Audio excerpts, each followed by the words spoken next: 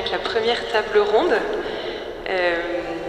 Donc j'appelle le père Olivier Spinoza, sœur Emmanuelle Maupomé, Rémi Buquet et Evelyne Burle. Donc pour cette première table ronde sur les thèmes célébrer, écouter et méditer la parole, 4 intervenants que je vais présenter successivement qui seront amenés à donner un écho des verbatims qu'on a tous entendus tout à l'heure et à partager aussi par rapport à leurs différents états de vie, leurs différents parcours. Vous allez l'entendre, c'est très varié, pour que vous puissiez approfondir aussi tout ce qui a été dit et prolonger cette réflexion, prolonger cette marche ensemble. Alors tout d'abord, le père Olivier Spinoza, recteur de la basilique Notre-Dame de la Garde à Marseille, qui a été aussi curé en paroisse et qui a été responsable de la pastorale liturgique et sacramentelle pendant plusieurs années. Sœur Emmanuelle Maupomé, qui est religieuse auxiliatrice, qui a été provinciale de cette congrégation, qui a la particularité d'être en paroisse, paroissienne normale, j'ai envie de dire, mais vous avez aussi des temps de liturgie dans votre communauté, au Mistral, à Marseille. Rémi Buquet, vous êtes séminariste, vous avez 30 ans, vous êtes en insertion paroissiale à Notre-Dame-du-Mont, à Marseille. Et enfin, Evelyne Burle, vous êtes laïque, retraitée, vous faites partie de la pastorale des funérailles depuis 8 ans dans l'équipe de l'accueil Saint-Pierre, une équipe missionnée par l'évêque pour assurer les célébrations d'obsèques catholiques au funérarium municipal et au crématorium d'Aubagne. Alors tout d'abord, peut-être, Père Olivier Spinoza, pour commencer, dans tout ce que vous avez entendu sur l'importance de célébrer, de méditer, d'écouter la parole, qu'est-ce qui vous a marqué, qu'est-ce qui a fait écho dans votre parcours particulier? Tout d'abord, l'importance donnée à la participation à la liturgie et particulièrement à l'Eucharistie dominicale. C'est-à-dire l'importance que revêt l'Eucharistie dominicale dans la vie des chrétiens, dans la vie des catholiques. Et le désir que cette liturgie dominicale soit vraiment le lieu d'une transformation, d'une transfiguration, qu'on ne ressorte pas de l'Eucharistie comme nous en sommes entrés. Il y a véritablement une Eucharistie, comme vous l'avez dit, comme on les rêve, des Eucharisties comme on les rêverait. Et je crois qu'il est marqué aussi dans ce document les déceptions que l'on peut avoir parce qu'on ne ressent pas immédiatement une transformation. Et on sent bien dans ces paroles, dans tout ce qui est dit, ce double aspect. À la fois le désir de ressortir transformé et la déception. Merci pour cette première réaction. Sœur Emmanuelle Maupomé. Voilà, alors moi en lisant l'ensemble des réactions, ce qui m'a surtout frappé, c'est en creux notre soif de célébrer, notre soif de célébration. On pense vraiment tous et toutes que la célébration, c'est essentiel à notre vie de foi et à la vie de nos communautés. C'est déjà une bonne nouvelle, ça. Et puis la deuxième, mais par contre, pour que ça nourrisse vraiment notre vie, on demande des choses à la célébration. Alors on en demande peut-être trop, comme dit le Père, mais on demande beaucoup. Enfin, on demande 3 choses, surtout j'y repérais. On demande de la joie, que la célébration soit au service de la joie, et on nomme des moyens, les chants, la musique, le silence, la beauté, voilà, pour qu'elle puisse nourrir la joie. Deuxième chose que j'ai vue, que j'ai repérée, et qui me semble belle aussi, c'est on demande que la célébration nous permette d'écouter la parole de Dieu. Alors là aussi, on a nommé beaucoup de moyens pour ça, les micros, la sonorisation, ça c'est très concret. On a nommé aussi des homélies, beaucoup de choses sont sur les homélies de qualité parce qu'on en a besoin pour pouvoir écouter la parole. Et puis il y a d'autres propositions qui disent mais peut-être qu'on écouterait encore plus la parole si on était de temps en temps surpris par d'autres types de commentaires, par des partages en petits groupes autour de la parole, par le commentaire d'une femme, d'un homme laïque, etc. Voilà. Voilà. Mais tout ça, c'est au service, en fait, c'est pour pouvoir entendre mieux la parole, on en a besoin, ce qu'on dit.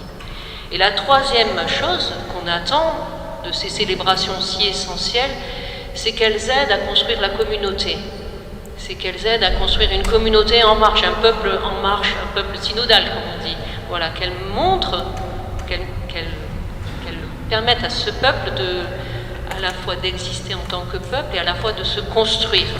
Alors là aussi, on a nommé des moyens, des petits moyens, se saluer, être plus accueillant, ou d'autres plus grands moyens qui sont de l'ordre de donner la place à chacun dans la célébration même, à tous les états de vie, à la diversité des paroissiens que nous sommes.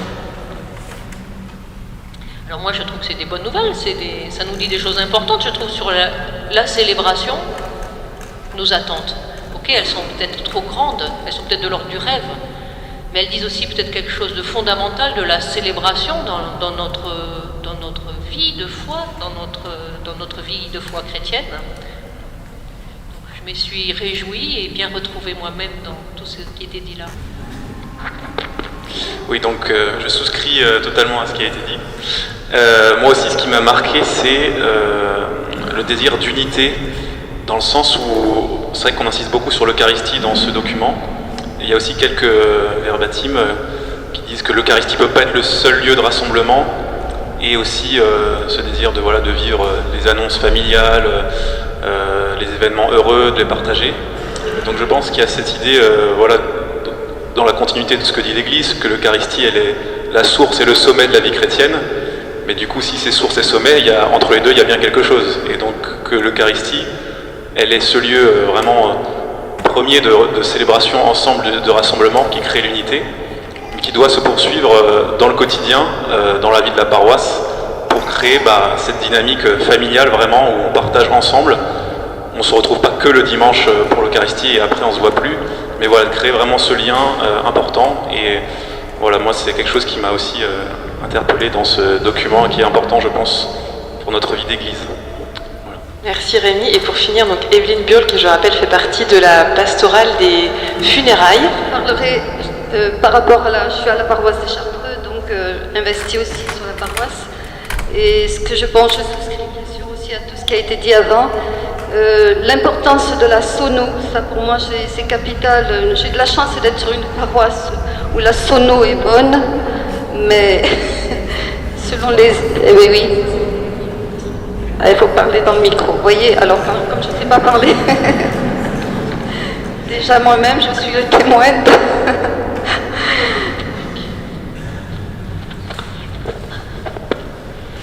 de la sono, voilà, je pense que c'est très important. Et ce qui est important aussi, c'est d'avoir des homélies qui sont nourrissantes.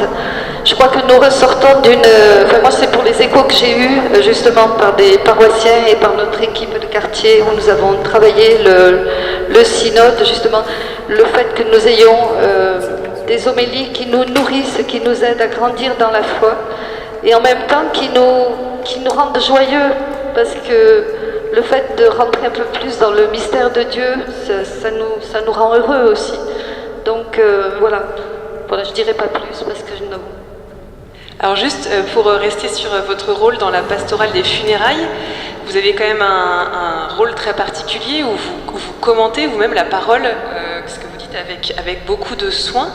Est-ce que selon vous, on pourrait aussi inventer différentes manières de célébrer ou tout simplement essaimer à partir de votre expérience, commentaire de la parole, mettre plus la parole au cœur de nos vies? Alors c'est très difficile dans la mesure où je suis dans ma mission à l'accueil Saint-Pierre, je suis de l'autre côté, bien sûr, du côté du célébrant. Justement, c'est quelque chose on est toujours en recherche au niveau de l'équipe, de savoir comment améliorer, comment mieux faire passer notre foi en Christ, notre amour de Dieu, l'amour de Dieu qui est infini, comment nous améliorer par rapport... parce qu'on n'a pas d'écho après de ce que nous avons vécu, contrairement à une paroisse où il y a des échanges. Là, c'est assez frustrant, je vais dire entre guillemets, parce que au fond, nous célébrons, et après nous laissons Dieu travailler dans les cœurs, nous semons en fait, voilà. Mais je ne sais pas ce que je peux dire de plus. Et pour ces différentes manières de célébrer, Sœur Emmanuelle Maupomé, vous faites aussi la liturgie des heures au sein de votre communauté religieuse. Est-ce que ça aussi, le fait de prier peut-être pour tous les laïcs avec les offices des heures au-delà de la messe, ça peut être aussi une piste à creuser? Alors, disons que moi, pendant la crise du Covid, j'ai redécouvert la force de cette prière communautaire entre nous autour de la liturgie des heures. Et je me suis dit, mais au fond, on a un trésor inestimable dans l'Église qui est offert à tous, un lieu de célébration liturgique où d'un certain côté, il n'y a pas besoin qu'il y ait un prêtre, vous voyez. Et ça, est-ce que ce n'est pas un avenir pour nous tous, pour les familles, parce que c'est un lieu liturgique, reçu de l'Église, où on écoute la parole ensemble, où on construit la communauté. Bien sûr, ça n'a pas un aspect, c'est pas le sacrement, bien sûr, mais il y a quand même un aspect très eucharistique dans cette prière aussi, dans ces prières-là. Et moi, parfois, je me suis mis à rêver qu'on nous apprenne à tous, dans les communautés, à mettre en œuvre cette prière-là davantage pour préparer les temps futurs. Voilà, pour préparer les temps futurs, pour que nous continuions d'être des communautés qui célèbrent, que nous ayons la grâce d'avoir des prêtres avec nous ou pas. Voilà. Oui, Père Spinoza, à votre avis, comment on peut aussi continuer à faire communauté, à faire communion en dehors de ces temps eucharistiques qui sont, vous l'avez rappelé, fondamentaux, mais comment on peut poursuivre ça et répondre à ces attentes? Il me semble que des liturgies de la parole, des célébrations de la parole seraient à construire et à vivre en paroisse. Elles peuvent rassembler justement tous les fidèles d'une paroisse, tous les catéchumènes aussi. La parole est vraiment un lieu d'unité. Et puis, puisque des questions se posaient autour du ministère de la parole pour les femmes, dans les liturgies de la parole, il peut y avoir des commentaires faits par les femmes. Donc ça peut être aussi un lieu où les femmes expriment leur manière de lire la parole, de lire l'évangile, de le dire au nom de l'Église, au nom de leur présence dans l'Église. Et ces liturgies de la parole sont des lieux aussi où l'expression peut être plus libre et où la prière peut être encore plus spontanée. Donc il y a vraiment tout un enjeu. Et puis peut-être d'autres types de liturgies ou de célébrations, des temps de louange, des célébrations comme le rosaire, le temps de prière du rosaire, des chemins de croix, tout ce qui permet véritablement d'exprimer les différentes formes de ce qu'on appelle paraliturgie, où l'expression est plus spontanée, plus libre, plus vivante, et puis qui conduit à vraiment beaucoup de joie. Et vous me disiez tout à l'heure en préparation, le missel aussi permet peut-être un peu plus de créativité, peut-être par rapport à ce qui est prévu aujourd'hui et ce qui est vécu. Est-ce qu'il y a aussi quelque chose à imaginer, à construire pour faire des messes peut-être plus light, comme on l'a entendu, comme ces désirs-là? Alors d'abord, pour les messes plus light, je connais des jeunes qui se sont dit que d'abord à la messe du dimanche, ils n'iraient plus parce que les parents obligeaient à aller à la messe. Donc, puisque c'est obligé, j'y vais pas. Par contre, je vais à la messe en semaine. Parce que ça, c'est moi qui le décide et personne non plus. Et ça dure moins longtemps aussi. Et ça dure moins longtemps et je vais à l'essentiel. Voilà. Donc, peut-être inviter tel ou tel à vivre des messes en semaine qui sont plus intimes aussi, qui donnent une autre coloration à la célébration de l'Eucharistie. Et puis, quelle était la suite? Le missel. Le missel. Parfois, on pense au missel en termes de qu'est-ce qui est permis, qu'est-ce qui est défendu. Alors qu'on pourrait se poser la question en termes de qu'est-ce qui est possible. Quelles sont toutes les possibilités offertes par le missel romain? Je nous dis ça en premier à nos prêtres, mais je le dis aux laïcs qui sont dans les équipes d'animation liturgique, et puis à tous les laïcs, puisque c'est le bien commun de l'Église, le missel romain. il y a des tas de possibilités qu'offre le missel, en termes de prière eucharistique, oraison, en termes de moments où l'on explique tel ou tel geste, ou plutôt qu'expliquer, où l'on rend attentif l'assemblée à tel ou tel geste. Ce peut être le mot d'ouverture, ou sans dire voilà les textes que nous allons lire, parce que sinon c'est plus la peine de les lire, mais où par exemple on va prendre tel ou tel mot déjà des lectures, qui vont rendre attentif à ce qui va être essentiel dans la liturgie de la parole. Voilà, ce peut être aussi développer la procession des offrandes comme un véritable lieu où ce qu'on apporte va être ensuite donné à des pauvres, à des associations, ce qui va permettre de manifester la charité de l'Église. Voilà, différentes choses qui permettent de rendre la liturgie vivante. C'est peut-être pas à chercher en dehors du missel, mais dans le missel lui-même. Et on retrouve un verbatim qui était lié à la pédagogie de la messe. Peut-être l'enjeu, c'est aussi d'expliquer un peu plus cette liturgie pour qu'elle soit plus accessible à tous. Plutôt que d'expliquer, proposer ce qu'on appelle des catéchèses mystagogiques, c'est-à-dire de pouvoir se réunir, un peu comme on le fait là, après une célébration de l'Eucharistie, et de se dire qu'avons-nous exactement vécu, qu'avons-nous ressenti, qu'avons-nous vu, qu'avons-nous attendu, voilà. Et parler de l'expérience vécue. Rémi, j'ai envie de terminer par vous, il nous reste très peu de temps. Quel est justement votre regard sur ces différentes initiatives, sur ce qui pourrait être inventé, avec votre regard de séminariste, votre formation, avec ce qui est permis ou pas, ou en tout cas ce qui pourrait être possible? Qu'est-ce qui vous ferait écho pour votre future vie de prêtre? Alors, pareillement, je ne vais pas inventer de choses, je pense que le Père Olivier a bien résumé quand même tout ce qui était possible.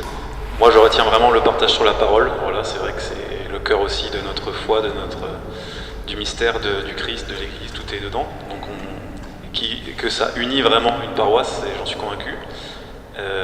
Voilà, ce qu'on a dit sur la liturgie des heures. Moi, je vois que dans les paroisses où ça a été remis en pratique, il y a du monde qui vient, c'est suivi et ça apporte vraiment une paroisse. Donc, j'y crois. Et voilà ce qu'on disait sur les catéchèses mystagogiques. Catéchèse, vous pouvez redire? Mystagogique, oui. Mystagogique. Donc en fait, c'est-à-dire que normalement le signe parle de lui-même. Pour ça, il faut évidemment que le signe soit bien préparé, qu'on parle bien, qu'on ait une belle liturgie. Parfois aussi, c'est bien de relire et d'expliquer, peut-être, d'approfondir. Et donc c'est vrai que pour bien célébrer, il faut bien se former aussi. Donc je pense insister sur la formation des laïcs, de prendre conscience que oui, en tant que chrétien, on a aussi à cultiver notre intelligence du mystère, et pas juste, comme on disait, être consommateur d'une certaine manière. Enfin, pour bien être acteur, il faut aussi bien connaître ce qu'on vit. Donc voilà. On retrouve la participation active des laïcs qui a aussi été mentionnée. Merci à tous les quatre pour ces échanges très riches, et on passe au deuxième thème.